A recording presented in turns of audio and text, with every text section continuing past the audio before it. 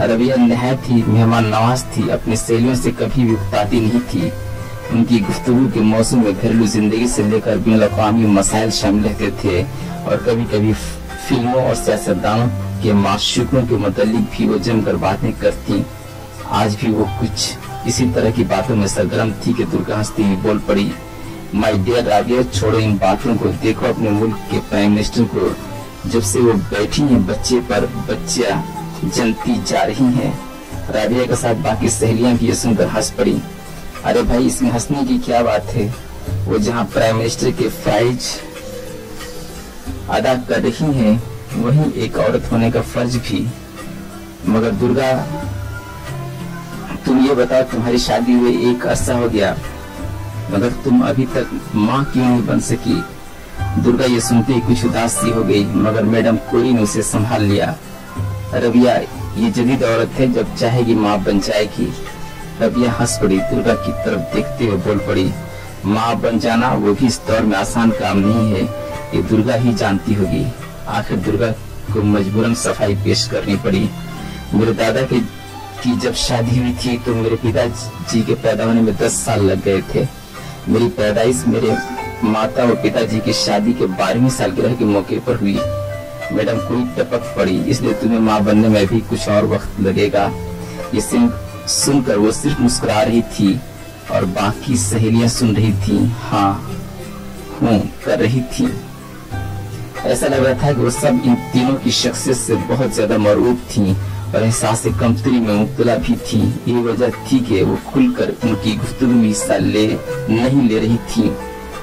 इसी दौरान रोजाना की रवायत मुताबिक चाय आ गई और वो चाय पीने में मसरूफ हो गई। दुर्गा, तुम्हें मालूम है तुम्हारे मुल्क में किस कदर उथल का माहौल है? इंदिरा जी की हादसाती मौत के बाद ही से तुम्हारे मुल्क में मुसलसल आग व खून का रक्स जारी है। अभी भी ये खबर मिली है कि राजीव गांधी भी मारे गए। दुर्गा ये सुनकर हैरान नहीं हुई, उसने धीरे से कहा, मेरी पैदाइश उस मुल्क में नहीं हुई थी, इसलिए वो मेरा मुल्क नहीं है। और रही बात हिंदुस्तान में अफरा तफरी फैलने की, इससे कम पाकिस्तान भी नहीं है। ज़ियाउल हक मारा गया, कबायली जंगें आज भी हो रही हैं, मस्जिदों में गोलियां चल रही हैं और एक मुसलमान दूसरे मुसलमानों को जानवरों की तरह मार रहा है। मैडम कुरी बीच में बोल पड़ी, कहीं अमन नहीं है।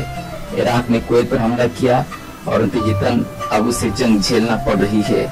तुम हिंदू मुस्लिम मस्जिद मंदिर की आग में चल रहे हो। शमालिया भूख की दलदल से निकल भी नहीं पाया था कि यूरोप में जंग का नकारा बज उठा। ये सब क्या हो रहा है, क्यों हो रहा है? इसका जवाब किसी के पास नहीं है। दुर्गा बोल पड़ी, है मेरे पास है, सब खुदा को भूल रहे हैं। दुर्गा का कहना ही था कि खामोशी छा गई। ऐसी खामोशी जो कुछ तौक़ुफ़ के बाद ही खत्म हुई और फिर वो मुख्तलिफ मौज़ूआत पर गुफ्तगू करके अपनी अपनी राहिशगाह चली गई। दुर्गा भी फिक्र के हचकोले खाती हुई उदास चेहरे के साथ अपने घर में दाखिल हुई। चेखोव उसकी सर्द चाल और फिक्रमंद आंखें देखकर समझ गया कि दुर्गा किसी बात को लेकर अपने आप से जंग कर रही है। क्या हुआ, मेरी जिंदगी इतनी उदास क्यों है? दुर्गा बिला झिझक बोल पड़ी, एक औरत जब तक माँ नहीं बनती है खुश नहीं रहती है। ये सुनते ही चेखोव हंस पड़ा और फिर एक औरत को माँ बनने की हर मुमकिन जतन करने लगा। वक्त गुजरता रहा, दुर्गा की उदासी छटती रही, तखलीक के कर्ब से गुजरती रही और फिर वो दोनों माँ बाप के बनने की दहलीज तक पहुंच ही गए। इसी दौरान दुर्गा का अतीत फिर उसके सामने आ खड़ा हुआ। कलकत्ता देखने का ख्वाब फिर जाग उठा। वो चेखोव को समझाती रही, मगर वो भी माइकल की तरह बरसगीर आना नहीं चाहता था। उसका कहना था, हम ऐसे मुल्क में नहीं जा सकते जहाँ मंदिर मस्जिद के झगड़ों ने इंसानों को पागल बनाकर रख दिया है। तुम यहीं रहो और अपने बच्चे को यहीं जन्म दो, ताकि बच्चे को कम अज कम अमेरिकन सिटीजनशिप तो मिल जाएगी।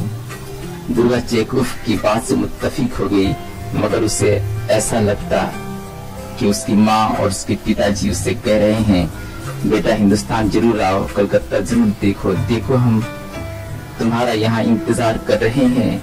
यहाँ की गलियां, सड़कें और पार्क सब तुम्हारे लिए मुंतजिर हैं। देखो, काली घाट में काली माँ कब से तुम्हारे इस्तकबाल के लिए खड़ी हैं। गंगा जी भी मुंतजिर हैं तुम्हारी आत्मा की प्यास बुझाने के लिए।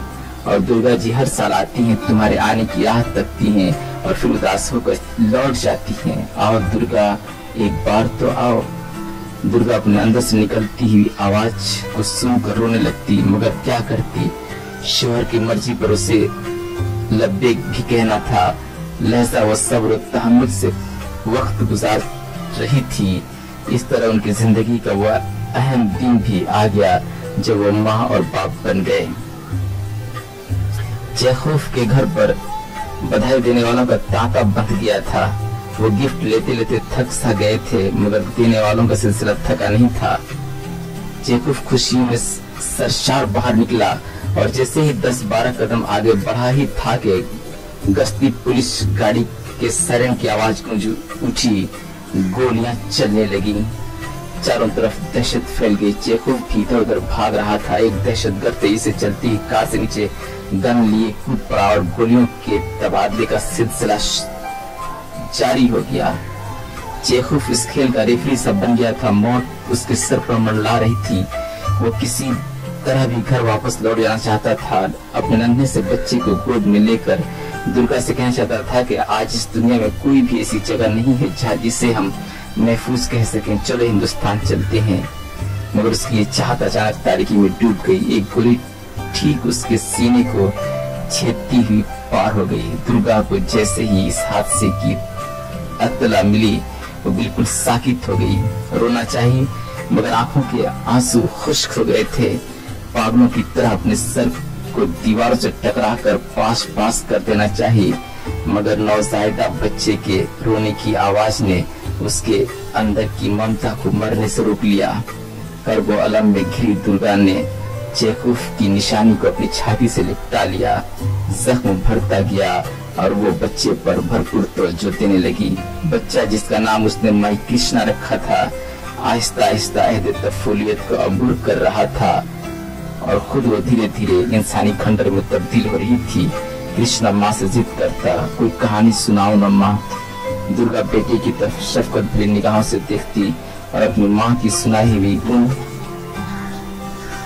देवी देवताओं की कहानियां सुनाती जिनका ताल्लुक बंगाल से रहा था। मगर बच्चा बड़ा शरारती था। माँ के बालों को नोचता और कहता, ये सब झूठी बातें हैं, हमें सच्ची कहानी सुनाओ। दुर्गा हैरत से पूछती, कैसी सच्ची कहानी? जैसी जॉन की माँ सुनाती है, अफ्रीका के जंगलों की कहानी, चांद पर आर्मस्ट्रांग के जाने की दास्तान, मरीख पर चैलेंजर भेजे जाने के बाद इंसान को भेजे जाने की प्लानिंग और उन अजनबी लोगों की दास्तान जो दूसरी दुनिया से हमारी दुनिया में आने के लिए महमजोई में लगे हुए हैं। दुर्गा माई कृष्णा की बातें सुनकर दंग रह जाती। हमने तो कभी ऐसे किस्से नहीं सुने।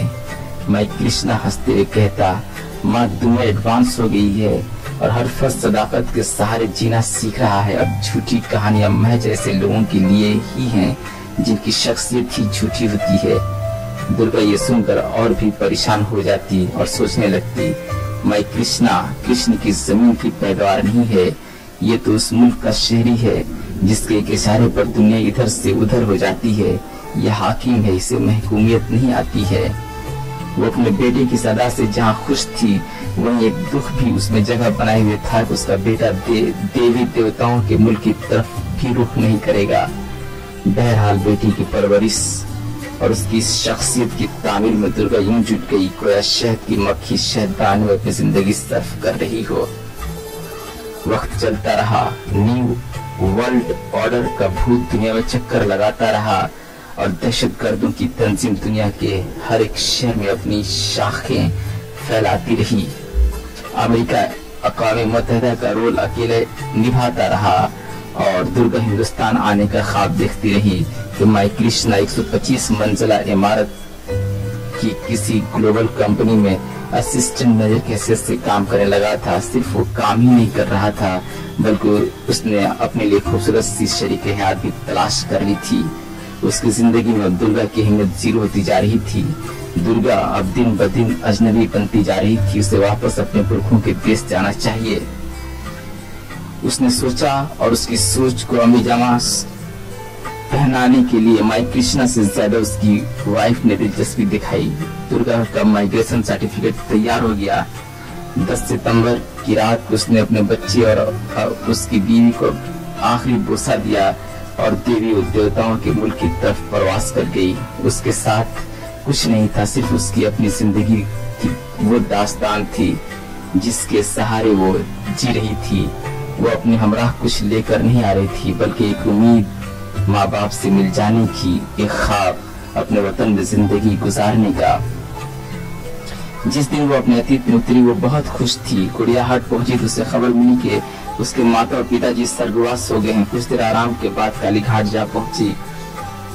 मंदिर के अंदर अभी उसके पांव भी नहीं पड़े थे कि शोर उठा। वर्ल्ड ट्रेड सेंटर की सियासी भी महल की तरह धुआं में तब्दील कर दिया गया। हजारों लोग देखते देखते मौत की आगोश में सो गए। ये सुनकर वो तिलमिला उठी, आगे बढ़ी और जोर से चीखी, अब बस करो माँ, बहुत हो गया। और फिर दुर्गा काली के चरणों पर अपना सर रखे आराम से सो गई। अब वो कहीं नहीं जाएगी, कोई हादसा उसके रूबरू नहीं होगा। वक्त भी अब उसका पीछा नहीं करेगा। अब वक्त उसमें सिमट गया है और वो खुद वक्त बन गई है, न मिटने वाला।